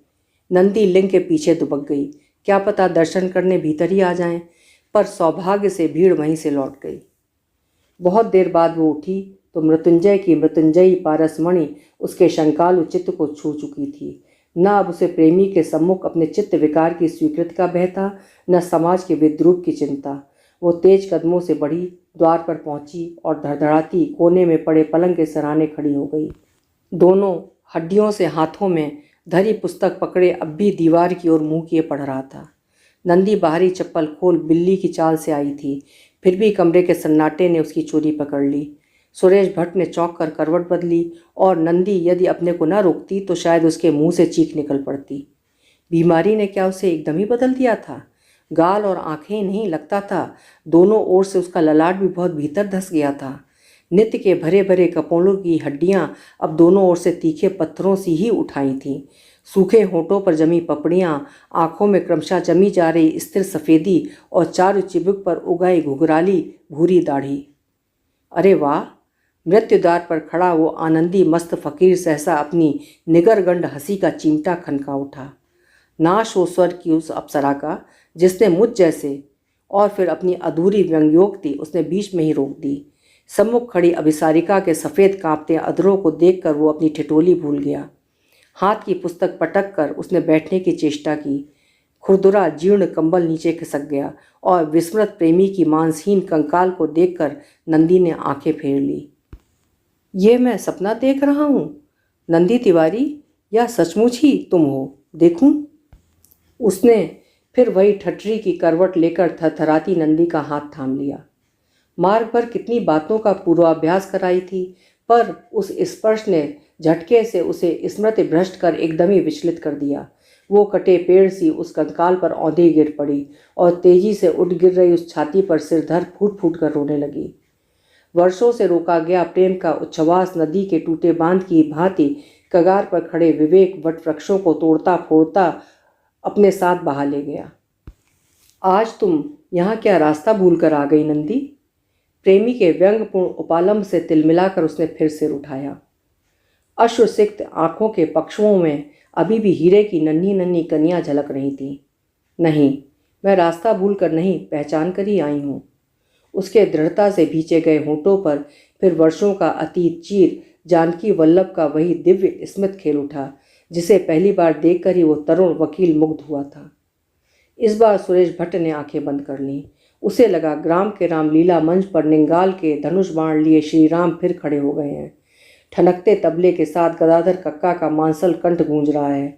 कल कपोल कुंडल श्रुति लोला, चिपुक अधर सुंदर मृदु बोला। नंदी, उसका स्वर भर्रा गया। जानबूझकर ही क्या अंबरे को मारने आई हो? नहीं, तुम्हें लेने आई हूँ। बड़ी देर कर दी मेनका। वो हंसा और उसी करुण हंसी के साथ उसकी सांस फूलने लगी। मैं तुम्हें लेने आई हूँ सुरेश, तुम्हारा पुत्र मेरे पास है, ये तो तुम्हें पता है ना। उस तीखे प्रश्न ने कंकाल को सिर से पैर तक कपा दिया। जन्म से ही वो मुझे माँ कहकर पहचानता है। मैं नहीं चाहती कि वो पिता के रहते पितृ सुख से वंचित रहे। अब वो सयाना हो गया है, स्कूल जाने लगा है। उसके सहपाठी उससे पूछते हैं, तुम्हारे पिता कहाँ हैं? क्यों कभी तुमसे मिलने नहीं आते? एक क्षण के लिए नंदी का स्वर कांपा, फिर उसने उसी दृढ़ स्वर की मींड़ खींच ली। मुझसे कभी किसी को पूछने का साहस नहीं होता, शायद इसलिए। वो रुकी और फिर म्लान हंसी के साथ उसने सुरेश के दुर्बल हाथ को कसकर पकड़ लिया। मुझे कभी किसी की मैत्री के कौतूहल ने नहीं झकझोरा। न मेरा कोई मित्र है, न शत्रु। फिर भी बातों की भनक मेरे कानों में पड़ती रहती है। कोई कहता है डॉक्टर ने ये लावारिस बच्चा किसी अस्पताल से उठा लाई है। कोई कहता है ये। वो चुप हो गई, उसका चेहरा लाल पड़ गया। क्या कहता है? प्रेमी का अधैर्य फिर उसे मुखर बना गया कि यह मेरे कौमार्यावस्था की भूल का स्मृति चिन्ह है। पर आज तक मैं एक कान से सुनकर दूसरे से निकाल देती थी। अब जब स्वयं रोहित मुझसे बार बार पूछता है, मेरे डैडी नहीं है क्या माँ, तो मुझे लगता है कि मैं क्या जानबूझकर ही इस निर्दोष बालक के भविष्य की हत्या नहीं कर रही हूँ। चाहने पर मैं क्या इसके पिता से नहीं मिला सकती इसको? पर उसे उसके पिता से मिलाकर भी क्या तुम उसे उसका पिता दे पाओगी नंदी? वही करने तो आई हूँ। मैं तुमसे विवाह कर तुम्हें अपने साथ ले जाऊंगी। उससे इस विवाह के विषय में हम कुछ नहीं कहेंगे। कह दूंगी, आज तक तुम्हारे पिता से मेरा झगड़ा था, अब मेल हो गया है। विमाता का संबोधन मुझे कभी नहीं डस पाएगा सुरेश। जहाँ मेरी नौकरी है वहाँ मेरा अतीत एक नए अतीत के रूप में बड़ी आसानी से उभर सकता है। तिवारी से तरवे बनकर वहाँ गई थी। सोचा था बदले नाम का ये जाल मुझे उबार लेगा, पर ऐसा हो नहीं पाया। अपनी शांत दृष्टि उसने एक बार फिर रोग जीर्ण चेहरे पर निबद्ध कर दी। हे भगवान, हे जगन्नाथ, तुम यह क्या कह रही हो नंदी? मैं पापी हूँ, घोर पापी। मैं जानती हूँ। स्वर की दृढ़ता का हथौड़ा जैसे किसी पथरीली दीवार पर कील ठोक रहा था। कोई भी कुकर्म मुझसे नहीं छूटा। वो अब बैठकर हाँफने लगा था और उसकी आंखों में एक अजीब वहशीपन उतर आया। इन हाथों ने एक पगली ही नहीं और भी कितनी पतिताओं को आलिंगन पाश में बांधा है। फिर भी तुम्हें इस बाहुपाश की कामना है? हाँ, मेरे इन अधरों पर कितने कलुषित अधरों का स्पर्श है जानती हो? अब वो सन्निपात ज्वर में बह के रोगी की भांति आएं बाएं बकने लगा था। कुछ भी मुझसे नहीं छूटा है भगवान, कुछ भी नहीं। Murder, rape. वो उत्तेजित होकर अपने बालों को मुट्ठी में बांध फिर तकिया पर ढुलक गया और बच्चों की तरह सुबकने लगा। अब लाठी लेकर भी मुझसे नहीं चला जाता। न भूख है न प्यास। ताई कभी रोटी डाल जाती है पर मैं खा भी नहीं पाता। इन्हीं किताबों के सहारे जी रहा हूँ नंदी। इनके सिवा अब मेरा कोई नहीं है। वो आकर चुपचाप नित्य पैरों के पास बैठ जाती है। उसके चिपके धसे ललाट पर पसीना झलकने लगा था। सच कसम खाकर कहता हूँ, गायत्री की सौ नंदी।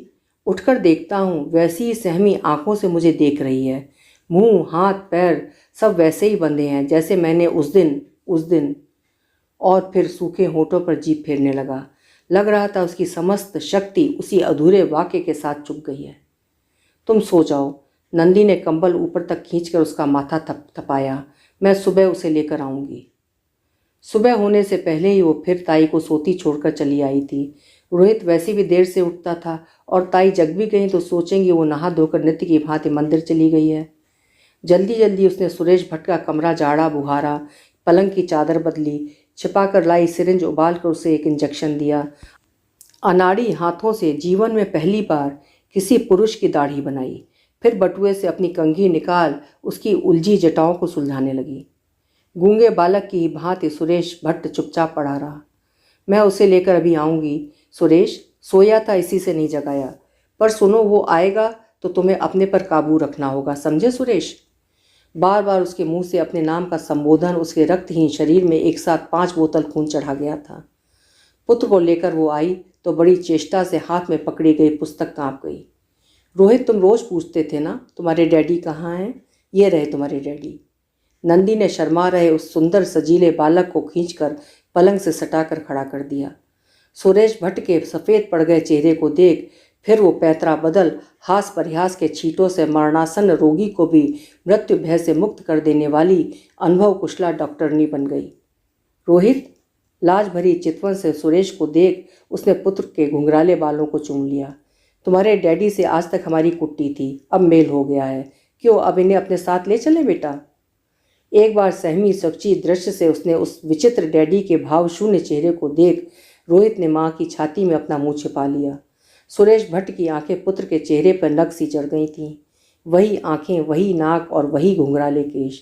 यही नहीं, उन संदिग्ध पूर्ण रूप से नीली लग रही आंखों की पुतलियों में भी उसकी उन्मादिनी जननी की आंखों की सी विदेशी चमक थी। हे भगवान, हे भगवान, कहकर उसने करवट बदली। आओ बेटा, तुम्हें किशन नैनीताल घुमा लाएगा। वो फिर बड़े छलबल से बाहर खींच ले गई। क्यों माँ, तुम नहीं चलोगी? उसने तुनक कर पूछा। तुम्हारे डैडी की तबीयत ठीक नहीं है रोहित, मैं यहीं रहूँगी। रोहित को खिलौने खरीदने का समुचित उत्कोच देकर फिर नंदी ने उसे ताई के भांजे के साथ उसकी जीप में बैठाकर नैनीताल भेज दिया था। उसके जाते ही फिर ताई को घेर उसने अपनी योजना स्पष्ट कर दी थी। फिर तो पलक झपकाते ही अपने योजना को कार्यान्वित कर दिया। छोटे से गांव को ताई ने न्योत कर उसके बरामदे में बिठा दिया था। अपनी सरल बिरादरी के सम्मुख वो लौह स्तंभ सी ही खड़ी हो गई थी। मैंने आप सबको यहाँ क्यों बुलाया है शायद ताई आपको बता चुकी होंगी। मैंने निश्चय किया है कि मैं सुरेश भट्ट से विवाह करूँगी। रोहित आज तक यही जानता है कि मैं ही उसकी सगी माँ हूँ। आप सबसे मैं हाथ जोड़कर अनुरोध करती हूँ, कल उसके घर लौटने पर कोई भी उससे इस विवाह की चर्चा न करे। मैंने उससे कहा है कि उसके पिता से आज तक मेरी अनबन थी, अब मेल हो गया है। मैं उसकी सगी माँ हूँ, यही वो जानता है। मैं नहीं चाहती अब कोई उससे ये कह दे कि मैं उसकी माँ नहीं कहन हूँ। ईश्वर कृपा से मैं बहुत दूर हूँ। कहाँ हूँ ये भी आप सबसे इसी से छिपा रही हूँ, जिससे मेरा इस छूटे गांव से फिर कोई रिश्ता न रह जाए। सुरेश भट्ट और रोहित की पिछली जिंदगी का कलंक मैं इसी ब्रह्मकुंड की पवित्र धारा में प्रभावित कर बहा देना चाहती हूँ भाइयों। न रोहित कभी ये जान पाएगा कि वो एक पगली का अवैध पुत्र है, और न मैं उसे यह हवा ही लगने दूंगी कि उसकी नानी हत्यारिन थी, पिता शराबी। जैसे भी हो, आप सबको मुझे अपना सहयोग देना ही होगा। कल शाम ही को हमारा परिवार फिर आप सबसे सदा के लिए विदा ले लेगा। नित्य की भांति वो कंधे सतर किए खड़ी थी। निष्कंप वाणी में ना आवेग था ना आवेश। उस मधुर भाषणी तेजस्विनी दृढ़ निश्चयी डॉक्टरनी के एक एक शब्द को गांव की बिरादरी सांस रोककर सुन रही थी। मैं चाहती हूँ। दोनों हाथ पीछे बांधकर उसने गर्दन और ऊंची कर ली। पहली बार नारी सुलभ वीणा से उसके कपोल रंजित हो उठे। यह शुभ कार्य तत्काल संपन्न हो, क्योंकि कल सुबह ही रोहित शायद लौट आएगा। उसकी इस चट मंगनी और पट विवाह में फिर 2 घंटे भी नहीं लगे थे। सौभाग्य से उस दिन भी ताई का व्रत था। निर्जल निराल कर उन्हीं ने कन्यादान किया और अपनी एकमात्र मोहन माला नववधू को पहना दी। ऐसा विचित्र विवाह उस गांव में ही क्या, शायद संसार में भी पहले कभी नहीं हुआ था। उत्तेजना से क्लांत हो गया नौशा बार बार निढाल होकर बिस्तर पर लेट जाता था। कई बार विवाह वेदी से उठ उठकर वधू ने उसकी नब्ज देखी। सप्तपदी के बीच पावन अग्नि की आंच में ही सिरिंज उबाल उसे इंजेक्शन दिए, और जब फेरे फिरने का समय आया तो वो वर विहीन वधू पीले पटके को अपने आंचल से बांध अकेली ही पावन अग्नि की प्रदक्षिणा कर गई थी। पलंग पर पड़ा सुरेश भट्ट बीच बीच में आंखें खोलता और फिर बंद कर लेता। विवाह संपन्न होते ही सहमे अतिथि स्वयं ही विदा हो गए तो चिंतातुरा नंदी सुरेश भट्ट के सिरहाने बैठ गई। नाभ स्पर्श करती उसकी लंबी मोहन माला उसके धड़कते हृदय की धड़कनों से कांप रही थी। उसी माला के शीतल स्पर्श से चौंक कर सुरेश भट्ट ने आंखें खोल दी। एक पल को उन पथराई सी आंखों की सफ़ेदी में नटखट बालक की आंखों की सी विद्युत कौंध गई। नाश हो स्वर की मेनका का, उसने कहा तो नंदी ने झुककर अपना अश्रुसिक्त चेहरा उसके धसे कपोलों से सटा लिया। हम कल सुबह ही यहाँ से चल देंगे सुरेश। वहाँ समुद्र के किनारे हमारा बहुत बड़ा बंगला है। वहाँ जाकर फिर कभी कोई नहीं जान पाएगा कि हमारे इस विचित्र विवाह को 4 ही दिन हुए हैं। समुद्री जलवायु निश्चय ही 8 दिन में तुम्हें चंगा कर देगी और फिर हम तुम्हें दिखाने मुंबई के सबसे बड़े अस्पताल में ले चलेंगे। सुरेश चुपचाप उसे ऐसे देख रहा था जैसे चेष्टा करने पर भी वो उसे पहचान न पा रहा हो।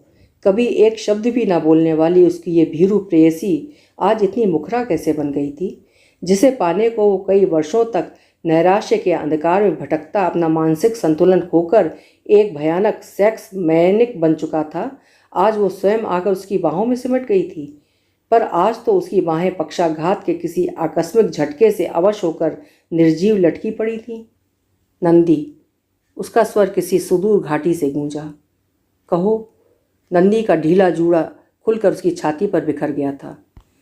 नारी देह गंध के मधुर नैकट्य से उसके अनुभवी नथुने फड़क उठे। जो साड़ी पहनकर तुम उस दिन मंदिर गई थीं, ओह, उसे पहन कर आऊँ क्या? मेरे पास अभी भी धरी है। किसी चपला तनवंगी किशोरी की भांति वो हंसती इटलाती उठ गई और थोड़ी देर में कत्थई मदीने की बेल लगी साड़ी में 10 वर्ष पूर्व की नंदी तिवारी प्रेमी के सम्मुख हंसती लजाती खड़ी थी। तुमने उस दिन कानों में लाल बुरुंश के झुमके भी तो पहने थे नंदी। ओह, तुम्हें तो सब याद है। रुको, मैं वैसे ही झुमके ढूंढ कर पहन कर आती हूँ। झुमका संधान में उसे उस दिन स्मृति कानन में दूर दूर तक भटकना पड़ा। अंधेरा हो गया था। दूर खनकते मंदिर के घंटों की धीमी ध्वनि क्रमशः निकट आ रही थी। घाटी आज उस दिन की भांति उदार नहीं थी।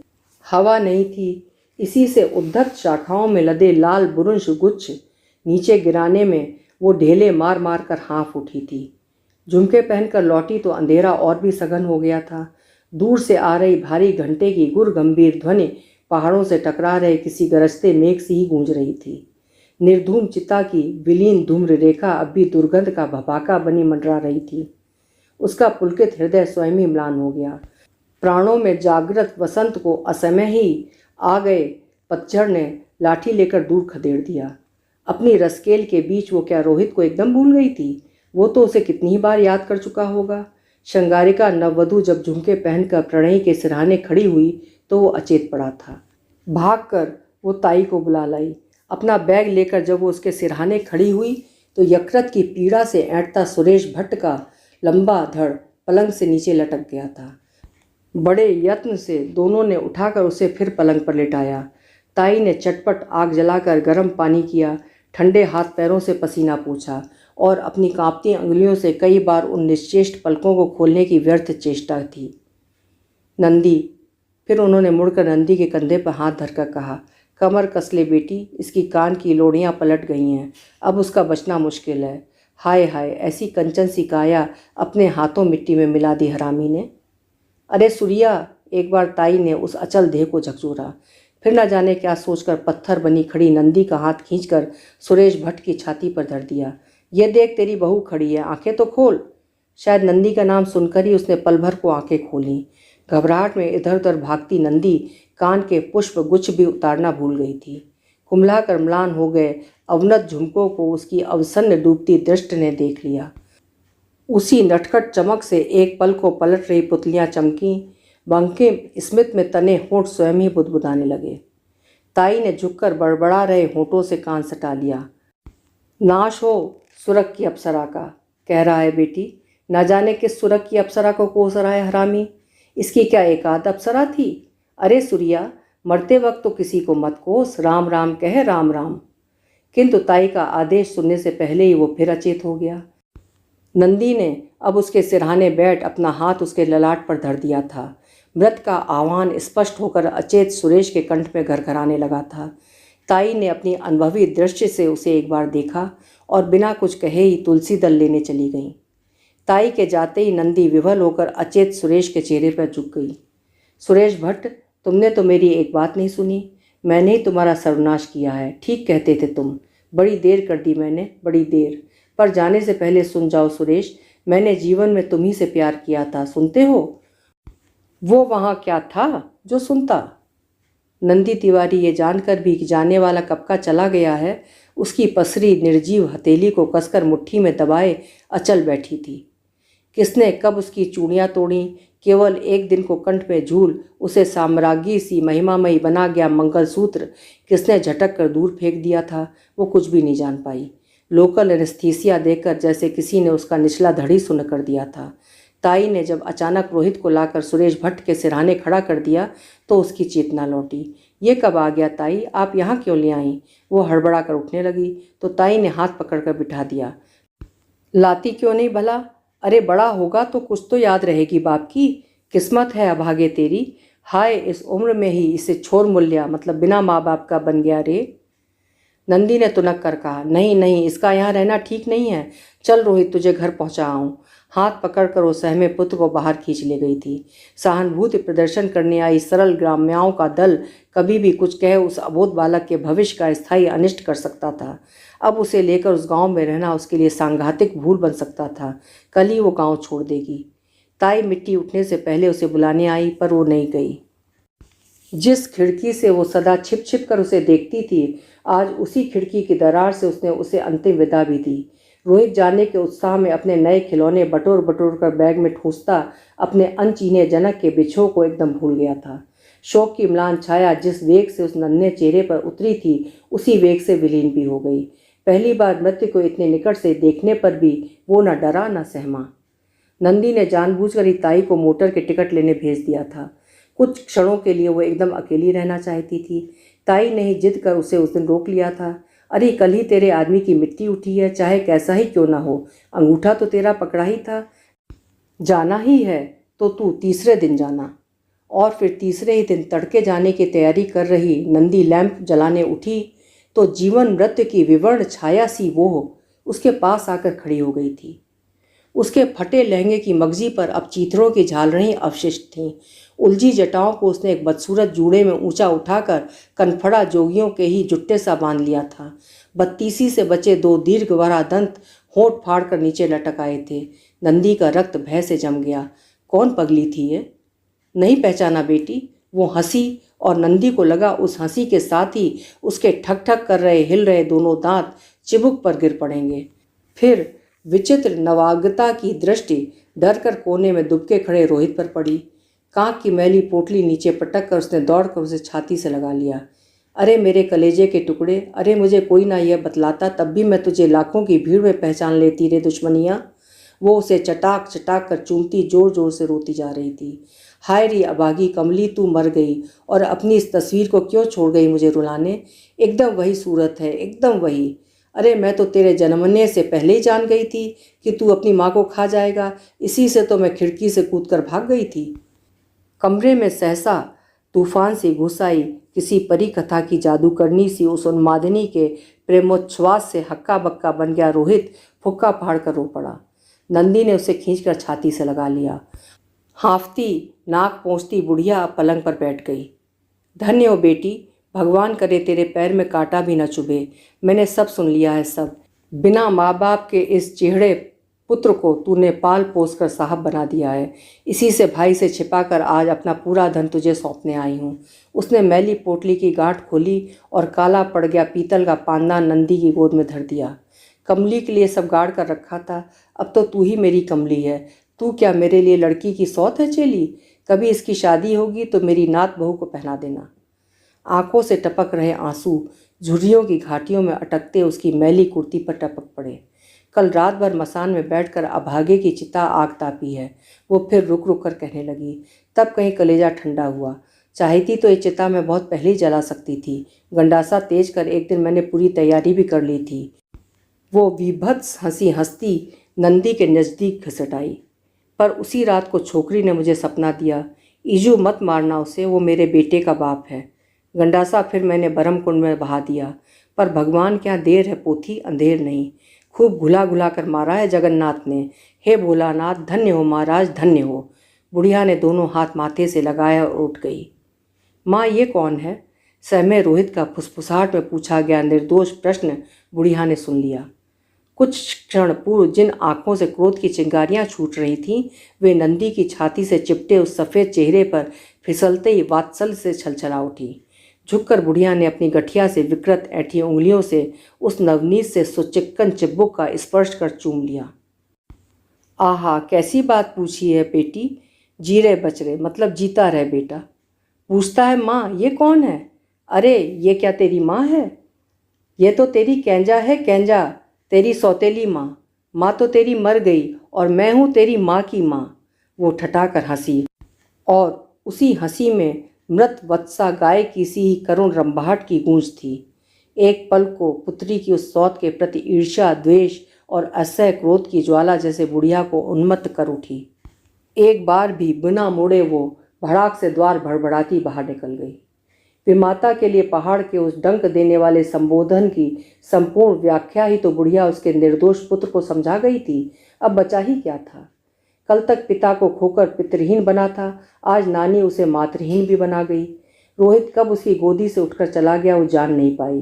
तभी टूटे कांच की झंझन से वो चौंक कर उठी और गोदी में पड़ी जीर्ण पोटली नीचे गिरकर बिखर गई। कहीं सतलड़ पहुंची और कहीं चमचमाती अशर्फियों की माला। रोहित, रोहित, वो घबराकर उसे पुकारते दूसरे कमरे में गई। कभी उसके पिता को दिया गया राणा परिवार का बहुमूल्य आदमकद शीशा चूर चूर होकर पड़ा था। कैसे टूट गया ये, कैसे? नंदी को रुआसे स्वर में पूछे गए अपने प्रश्न का उत्तर अनायास ही मिल गया। नन्हा अपराधी नतमस्तक खड़ा था। अभी भी उसकी बंधी मुट्ठी में एक तीखा डांसी पत्थर था। माँ के रोकने से पहले ही खींचकर उसने अपना दूसरा सदा निशाना मारा। इस बार खिड़की का सतरंगी कांच झंझना कर बिखर गया। रोहित, रोहित, ऐसा क्यों कर रहा है बेटा? ऐसा तो तू कभी नहीं करता था। नंदी ने विद्रोही पुत्र को बाहों में बांधने की चेष्टा की तो वो पहले छटपटाया, फिर उसकी छाती में मुंह छिपाकर जोर जोर से सिसकने लगा। मैं तुमको कैंजा नहीं कहूँगा, कभी नहीं। कौन कहता है मैं तेरी कैंजा हूँ पगले, कौन? पर हंसकर उसे बहलाने की लाख चेष्टा करने पर भी रोहित की कैंजा फिर हंस नहीं पाई। अभी आप सुन रहे थे शिवानी जी का लिखा हुआ लघु उपन्यास कैंजा। आपको उपन्यास की कहानी कैसी लगी, साथ में मेरी प्रस्तुति कैसी लगी, मुझे कमेंट बॉक्स में ज़रूर लिखिएगा। फिर मिलेंगे इसी तरह किसी उम्दा कहानी के साथ। आपका समय शुभ हो।